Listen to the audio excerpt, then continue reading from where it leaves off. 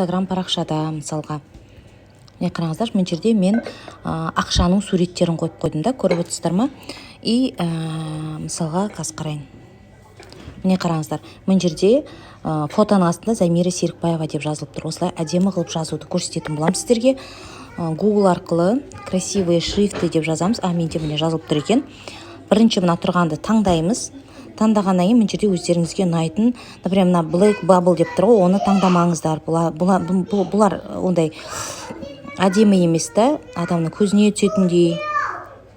Мысалға, маған мынау ұнайды, мына шрифт. Мен өзімнің таңдаған шрифтім осы. Мына жерге жазамыз. Например, Замира Серікбаева. Түсіндіңіздер, осыны аламыз да, міне қараңыздар. Мына үстінен басамыз, скопированы көрдіңіздер ма? Банағы бастықта енді мында алып келеміз, кеттік. Мында алып келеміз, редактировать профильді бастым. Мына жерде имя деген жерді мынаны бүйтіп кетіреміз де, ставить етеміз де, готовыны басамыз міндетті түрде. Маған оны өзгертудің қажеті жоқ. Просто сіздерге көрсетіп жатырмын. Готовыны басып, содан кейін шығып кетесіздер.